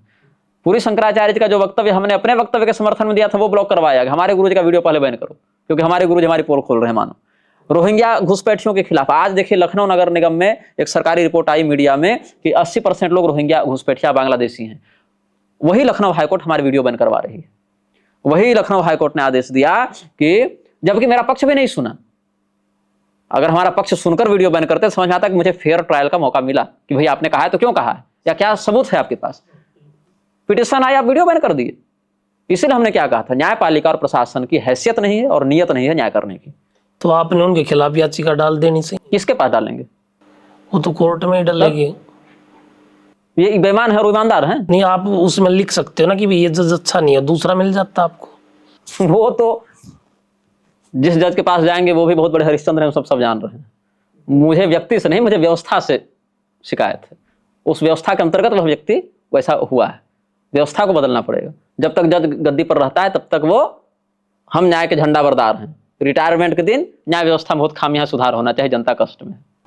कलयुग, अब कमियां तो लोगों में मिलेंगी। वर्मा जी का कुछ हो रहा है, दिल्ली के थे ना जसवंत वर्मा, होगा कुछ ढंग से एफआईआर और जांच तक नहीं हो रही है। क्यों? तुम हमारी फाइल खोलो, हम तुम्हारी फाइल खोलेंगे, म्यूचुअल है ना। सही बात है। अभी क्या हुआ, ममता बनर्जी ईडी के खिलाफ एफआईआर करवा दी, ईडी गई कोर्ट, कोर्ट वाले कह रहे हैं कि आवाज नहीं आ रही है, बाहर बहुत हल्ला हो रहा है। तो जिसका कान ठीक हो, जिसकी उम्र पर कान का असर न, जिसके कानों पर उम्र का असर न हो, उसको जज बनाओ भैया, जिसको सुनाई पड़ना शुरू करे। कोई कहेगा हमको दिखाई नहीं दे रहा है, कोई कहेगा हमको सुनाई नहीं दे रहा है। तो ममता जी ने भी तो गलत किया है ना, वो फाइल लेके बाज गई। ममता जी ने सही क्या किया है सो बताइए ना। सब गलती किया है। यह देश जो कहा जाता है ना भगवान भरोसे चल रहा है, सच में भगवान भरोसे ही चल रहा है। सही बात है। समस्या यह है कि जिस भगवान के भरोसे चल रहा है उस भगवान पर भरोसा भी ठीक से नहीं दिखा पा रहा है, यहाँ समस्या है। आपके अनुसार धर्म का सबसे बड़ा शत्रु कौन है? धर्म का सबसे बड़ा शत्रु वह है जो धर्म का आचरण न करता हुआ भी स्वयं को धर्म का अनुयायी बताए। धर्म एको ही निश्चलः, धर्मम तो साक्षात भगवत प्रणीतम, आचार्य प्रभो धर्म। धर्म का आचरण किए बिना जो स्वयं को धार्मिक के रूप में या धर्मानुयायी के रूप में प्रस्तुत करे, धर्म का वास्तविक शत्रु वही होता है। आपके अनुसार चमत्कार क्या है? ऐसा कोई भी कृत्य जो सामान्य समाज के तात्कालिक समझ के परे हो, वह चमत्कार है। चमत्क्रियते ये न सचमत्कार, जिसके माध्यम से व्यक्ति की आंखें चौंधिया जाएं, अरे ये क्या हो गया, आश्चर्यचकित हो जाए व्यक्ति, वही चमत्कार है। अब चमत्कार के पीछे जो प्रणाली कार्य कर रही है वो क्या? वो मांत्रिक प्रणाली हो सकती है, वो किसी रसायन का तमाशा हो सकता है, कोई जादूगरी हो सकती है, कोई मंत्र के बल से उत्पन्न किया गया इंद्रजाल हो सकता है, किसी देवता की कृपा हो सकती है, किसी विज्ञान का ऐसा रहस्य हो सकता है जो अभी जनता नहीं समझ रही है, कुछ भी हो सकता है। चमत्क्रियते ये ना सचमत्कार। चमत्कार क्या है? जिसके माध्यम से व्यक्ति की आंखें चौंधिया जाए, आश्चर्य से मन भर जाएगा, अरे ये क्या हो गया, गजब हो गया, वही शास्त्र में चमत्कार बताया गया है। अब चमत्कार के पीछे जो व्यवस्था कार्य कर रही है वो व्यवस्था मंत्र की ऊर्जा है, या किसी रसायन की जादूगरी है, या आपकी कोई हाथों की सफाई, आंखों का धोखा जो है वो है, लेकिन वो चमत्कार की ही कोटि में आता है। चमत्कार को ही नमस्कार कलयुग में। हाँ, कर ही रहे लोग। ढोंगी धर्मगुरुओं को कैसे पहचाने? उनके कृत्य में और उनके कथन में बहुत अधिक भेद दिखेगा। दूसरा, शास्त्र के वचनों को शास्त्रीय सिद्धांतों के अनुसार न रखते हुए वो अपने एक अलग चाशनी में उसको परोसने की वृत्ति रखेंगे। दूसरा, कभी भी वो सत्ता के विरुद्ध बोलने के लिए प्रवृत्त नहीं दिखेंगे। वो हमेशा एक सेफ जोन, कंफर्ट जोन में खेलना चाहते हैं। जबकि गुरु का लक्षण ये है, गुरु, मंत्री और डॉक्टर, चिकित्सक, ये तीन यथार्थ वक्ता होने चाहिए, प्रिय वक्ता नहीं होने चाहिए। सचिव वैद्य गुरु तीन, जो प्रिय बोल ही भय आस, राज धर्म तन तीन कर बेग हो ही नाश। गोस्वामी जी कहते हैं गुरु, चिकित्सक और मंत्री अगर सत्य बोलने की अपेक्षा, हित बोलने की अपेक्षा चापलूसी में लग जाए तो शरीर को चिकित्सक और शिष्य को गुरु, धर्म को गुरु और राज्य को मंत्री नष्ट कर देगा। इसलिए मंत्री को चाहिए, गुरु को चाहिए और चिकित्सक को चाहिए कि जो है जैसा है वैसा बोल दे। अब मानना न मानना सामने वाले के विवेक और प्रारब्ध पर है, लेकिन अपनी ओर से ये कोताही न करे। तुलसी पीठाधीश्वर रामभद्राचार्य जी ने हनुमान चालीसा की कुछ पंक्तियों में त्रुटि बताकर उनको चेंज किया था, वो कहाँ तक सही है? कहीं तक सही नहीं। रामभद्राचार्य ग्रंथों को प्रक्षिप्त बताते हैं। रामभद्राचार्य जो हैं वो उल्टी बात करने के लिए प्रसिद्ध हैं। उन्होंने ये कह दिया कि गोपियों को भगवान ने कहा कि बहनों हम तुम्हारी रक्षा करेंगे, जबकि गोपियां पति भाव से भगवान को प्राप्त करने के लिए तपस्या कर रही थी, कात्यायनी देवी का व्रत कर रही थी। रामभद्राचार्य की मेधा शक्ति बहुत अच्छी है, उनको चीजें याद हो जाती हैं। बस जो चीज जैसी याद होती है उसको शास्त्र के अनुसार न परोसकर अपनी ऐसी भाषा में परोसना चाहते हैं कि लोगों को लगे कि इन्होंने कुछ नया बोला, कुछ अद्भुत बोला जो जनता आज तक नहीं जानती थी। यही कारण है उनके विषय आप सोचिए ना, उनकी बात की क्या प्रामाणिकता होगी। आप इतना ही समझ लीजिए, जो कह रहे हैं कि महाभारत में, श्रीमद् भागवत में, देवी भागवत में इत्यादि में जो स्यमंतक मणि वर्णित है वही कोहिनूर हीरा है। कोई नास्तिक जौहरी भी जान जाएगा कि वो अलग अलग हैं। वो ये कह रहे हैं रामभद्राचार्य कि मोदी जी हमारे परम मित्र हैं। हमारे तो दो ही मित्र हैं, कृष्ण एक मोदी। मोदी ने तो कभी नहीं कहा कि हम रामभद्राचार्य के मित्र हैं या वो हमारे मित्र हैं। नहीं, उन्होंने ऐसी स्टेटमेंट कभी नहीं दी। आप जबरदस्ती मित्रता बढ़ाने पर तुले हुए हैं। और फिर शिकायत भी करनी कि ध्वजारोहण में हमको नहीं बुलाया। तो कैसे मित्र थे जो नहीं बुलाया? इससे क्या स्पष्ट है कि आप किसी विशेष राजनेता या राजनीतिक पार्टी के मन में अपनी छाप छोड़ने के लिए तैयार हैं, जो 2013-14 में रामदेव बाबा कर रहे थे। आज रामदेव बाबा वो छाप नहीं उस सक्रियता से छोड़ रहे हैं। और जो ये प्रामाणिकता की बात रही, कह दिया कि उनका एक बड़ा चला, हाँ हमने सुप्रीम कोर्ट में 443 या 440 कुछ प्रमाण दिए थे, उसमें इतने एक्सेप्ट थे राम मंदिर को लेकर। हाँ, बताइए कोर्ट के किस प्रोसीडिंग में उन प्रमाणों का उल्लेख है, किस वर्डिक्ट में उनका उल्लेख है? और धन्य रहे हमारी न्यायपालिका को उन पर कंटेम्प्ट भी नहीं लगा पा रही है कि तुम हमारे विषय में इतना बड़ा झूठ ऐसे संवेदनशील मुद्दे पर कैसे फैला सकते हो। जबकि एक कोई अग्रवाल थे, सुधीर अग्रवाल, जो जज थे उस फैसले के, तो उन्होंने कहा था कि रामभद्राचार्य ने ये सब गलत बात बोली है। जो व्यक्ति अपने जीवित रहते अपने जीवन के सबसे महत्वपूर्ण मुकदमे के विषय में इतना बड़ा झूठ बोल रहा हो कोर्ट के बारे में, वो धर्मशास्त्र के विषय में क्या मूर्ख बना रहा होगा लोगों को, ये समझिए। जबकि कोर्ट का तो आप पेपर निकाल सकते हैं, वेदव्यास को तो नहीं ला सकते ना तुरंत। कोहिनूर हीरा देखने आप गए थे लंदन कि वो एलिजाबेथ अपना मुकुट लेकर चित्रकूट आई थी, कि आपको पता चल गया कि वो कहे हमने देखा है, सूर्य के समान चमकता है, कुछ भी बोल देना है। और उनके जीवन में उनकी योग्यता से अधिक रक्षा उनकी शारीरिक असमर्थता कर रही है सहानुभूति। फिर ठीक है, नहीं देख पाते हैं फिर भी इतना बोलते हैं, कुछ कर रहे हैं, ये सहानुभूति ने उनकी रक्षा की हुई। नहीं तो प्रारंभिक अवस्था में जब वो गलत बोलते थे तभी जनता उनको नकार चुकी होती, लेकिन अरे नहीं देख पाते हैं फिर भी देखो इतना संस्कृत बोलते हैं, इतना लिखते पढ़ते हैं। इसी सहानुभूति ने उनको यहाँ पर लाया और अब जनता की सहानुभूति को उन्होंने अपनी योग्यता समझ लिया। अभी क्या कहा, कुंभ में स्नान करने वाला मैं पहला आचार्य हूँ, पहले हम ही से शुरू किया गया। पहले कितने कर गए, चेलों कहते हैं गुरु जी आप ही पहले हैं। गुरु जी का अच्छा, तब तो हमसे बड़ा कौन है, हम ही पहले हैं। फिर चेले उनका कान भरते रहते हैं और उसी अहंकार को वो सर्वोच्चता के शिखर पर स्थापित किए हुए हैं। अध्यात्म और अंधविश्वास में कैसे अंतर करें? अंधविश्वास ऐसा विश्वास है जिसमें कारण, परिणाम और साधुता की पुष्टि किए बिना व्यक्ति बस मान लेता है, वह अंधविश्वास है। अध्यात्म अपने मौलिक वास्तविक रूप को पहचानने की प्रक्रिया है। स्वभावध्यात्म उच्यते, एक चेतन के रूप में शारीरिक अंगों और कर्म प्रारब्ध से परे हमारी जो निर्मल और निर्गुण स्थिति है उसका अनुभव अध्यात्म है। अंधविश्वास क्या है, किसी भी वस्तु पर, केवल धर्म या किसी नहीं, किसी व्यक्ति पर भी उसके गुण और दोष का परीक्षण किए बिना, उसके कारण और परिणाम का विवेक रखे बिना केवल भरोसा कर लेना अंधविश्वास है। यदि हम आपके गुण दोष पर विचार किए बिना आप पर विश्वास करें तो वो हमारा अंधविश्वास ही माना जाएगा। अंधविश्वास केवल पूजा पाठ या मंत्र से जुड़ा नहीं होता, किसी भी विषय पर उसके गुण और दोष का विवेक पूर्वक निर्णय किए बिना केवल विश्वास कर लेना ही अंधविश्वास है। अध्यात्म अपने शारीरिक और कर्म प्रारब्ध से बंधी स्थिति से ऊपर जो चेतना की अवस्था है उसका अनुभव करना अध्यात्म है। यह हम आपको वन लाइन में सार बता रहे हैं। इस सार तक पहुंचने के लिए बहुत आपको सिद्धांत का अनुसरण करना पड़ेगा, लेकिन इतना हमने सोचा। लेकिन आज के दिन तो अंधविश्वास बहुत ज्यादा बढ़ गया है। देखिए, अधर्मं धर्ममितिया मन्यते तमसावृता सर्वार्थान विपरीतांश्च बुद्धि सापार्थ तामसी। बुद्धिहीन कोई नहीं है, एक कीड़ा भी है, उसके पास भी अपनी एक बुद्धि होती है, उस बुद्धि का प्रयोग करके वह एक निर्णय लेता है। मनुष्य भी बुद्धिमान जीव है और बुद्धि के 3 प्रकार होते हैं, सात्विक, राजस, तामस। सरल भाषा में उत्तम, मध्यम, अधम। तो अधम स्तर की जो बुद्धि है उसका लक्षण क्या है? अधर्म को ही जो धर्म मान ले और धर्म को अधर्म मानकर उल्टी बात को ही सही सिद्ध करने बैठ जाए, उसको अधम या तमो बुद्धि कहते हैं। श्रीमद् भगवद गीता के 18वें अध्याय में भगवान कृष्ण का यह वचन है। तो कलियुग क्या करता है? व्यक्ति के विवेक का नाश करता है, अधर्म को धर्म के रूप में परोसता है और धर्म को अधर्म के रूप में भ्रमित करके व्यक्ति को वहां से अश्रद्धालु बनाकर दूर ले जाता है। तो यही कारण है कि व्यक्ति धार्मिक शिक्षा के अभाव और विकृत शिक्षा के प्रभाव, धार्मिक शिक्षा के अभाव और विकृत शिक्षा के प्रभाव के कारण व्यक्ति तमोबुद्धि से युक्त हो जाता है और अंधविश्वास में फंस जाता है। मैं कुछ धर्मगुरुओं का नाम लूंगा, आप उनको किस नजर से देखते हो? व्यक्ति नहीं, विषय बताते तो मुझे सुविधा होती है, क्योंकि हर व्यक्ति में दोष और गुण है। अगर किसी में कोई योग्यता है तो कोई अयोग्यता भी है, और अगर आप विषय बताएंगे उस प्रकरण में शास्त्र का क्या मत है तो हम थोड़ा सा चिंतन कर सकते हैं, फिर भी एक प्रयास करेंगे। आप बोलिए, एक लाइन में आप जवाब देना, सही या गलत, आप क्या देखते हो उनको? हाँ, ये मैं कर सकता हूँ कि उनके जीवन से सर्वथा दूर रहना है या थोड़ा बहुत अंश में उनको ग्रहण कर सकते हैं। आप उनको किस दृष्टि से देखते हो ये बता दो। जैसे 3 श्रेणियां हैं, 3 श्रेणियां में ऐसी हैं। एक श्रेणी है जिसमें सर्वथा उनको हम गलत मानते हैं कि उनका तो अनुसरण करना है, वो बिल्कुल अधर्म के पक्ष में है।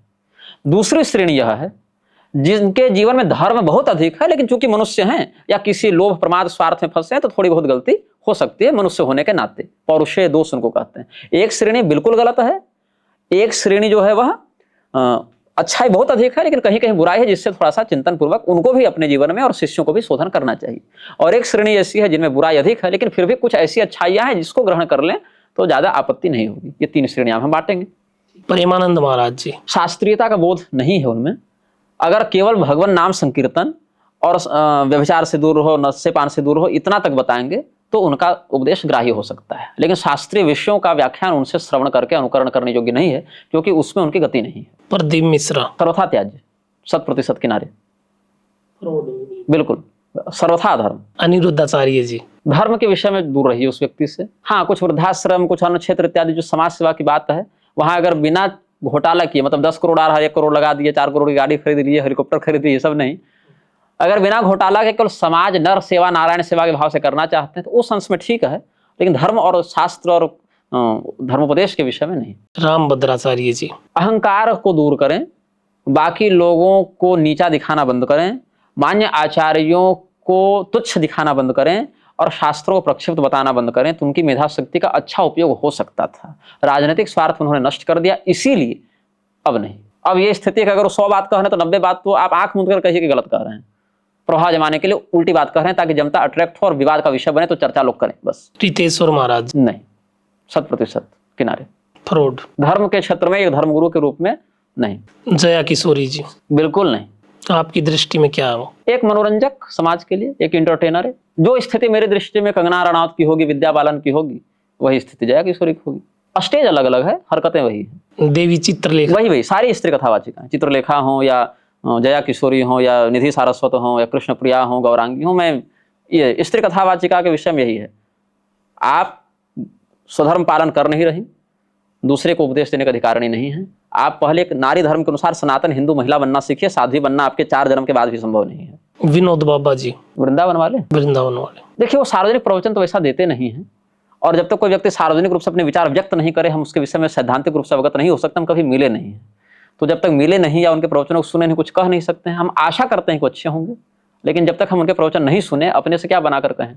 आशा करते हैं कि वो ठीक होंगे। पंडोकर सरकार, नहीं, किनारे।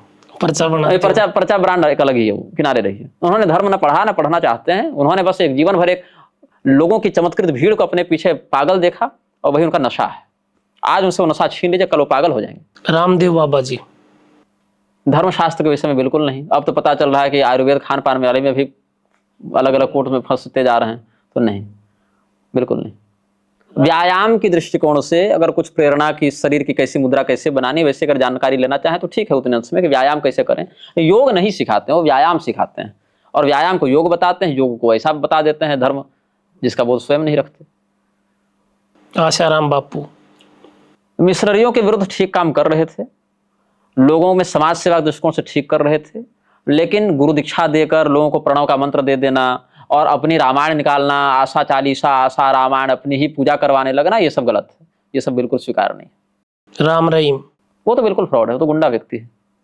आप हरियाणा के हैं, आप पता नहीं आप किसके अनुयायी हैं, लेकिन नहीं मैं तो किसी का नहीं, मैं तो भगवान का अनुयायी। वो क्या मतलब, वो कभी हीरो बन जाता है, कभी पॉलिटिशियन बन जाता है, कभी गुरु बन जाता है, कभी नाचने लगता है, कभी वही लेके बैठ गई उसको, कभी बम लेकर पाकिस्तान में घुस जाता है। आश्रम करके एक वेब सीरीज आई है, 3-4 पार्ट आ चुके हैं। उसमें जैसे धर्मगुरु दिखाए गए हैं भारत के, क्या ऐसे ही धर्मगुरु है भारत में? देखिए, बात ऐसी कि हमने वो सीरीज देखी नहीं है, और जैसी सूचना मिली, हम जैसे लोग ऐसी सीरीज देखते भी नहीं हैं। लेकिन अगर आश्रमों में हो रहे व्यभिचार की बात अगर है, अब वहाँ किस प्रकार के संप्रदाय और धर्मगुरु की बात मैं नहीं जानता, लेकिन आश्रमों में व्यभिचार हो रहे हैं, बहुत बुरी तरीके से हो रहे हैं और बहुत तेजी से बढ़ रहे हैं। होता क्या है, कम उम्र के लड़के लड़कियों को ये लोग ले आते हैं या माता पिता पहुंचा देते हैं, गरीबी के कारण हो या इस महत्वाकांक्षा में हो कि इनके साथ रहेगा तो जल्दी समाज में प्रसिद्ध हो जाएगा, मंच मिल जाएगा, जो अभिनव अरोड़ा का हाल हुआ उसी प्रकार से। तो ऐसी स्थिति में यौन कुंठा का क्या करेंगे? वो तो शरीर है, हार्मोन है, एक उम्र में वो टकराएगा मन में, और जब टकराएगा तो कहीं वह ऊर्जा निकलना चाहेगी, सही तरीके से ना निकलेगी तो गलत तरीके से निकलेगी।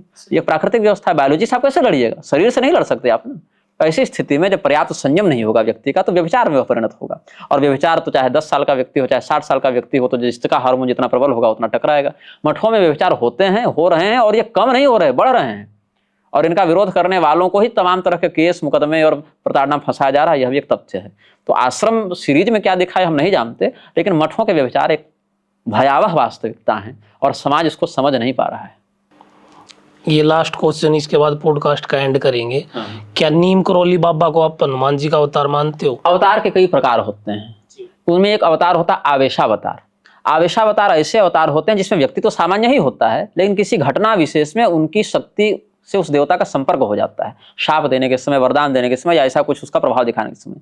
आवेशावतार होते मनुष्य हैं, मनुष्य के रूप में जन्मते हैं, मनुष्य के रूप में मरते हैं, मनुष्य के जैसे खाते पीते, रोग बीमारी सब होगी उनके जीवन में, कष्ट शोक सब होगा, लेकिन उनके किसी तपस्या के कारण या किसी इष्ट कृपा के कारण या पूर्व जन्म के किसी प्रारब्ध के कारण किसी एक देवता विशेष की शक्ति उनमें आ जाती है, वो काम कर जाती है और विसर्जित हो जाती है। तो आवेशावतार के रूप में हम उनका स्मरण कर सकते हैं। बहुत बहुत धन्यवाद आपका हमारे पॉडकास्ट पे आने के लिए, बहुत अच्छा लगा आपसे मिलके। आप भी कमेंट्स में बताइएगा आपको हमारा पॉडकास्ट कैसा लगा, और हमारा पॉडकास्ट अच्छा लगा तो लाइक कीजिए, कमेंट कीजिए और शेयर कीजिए।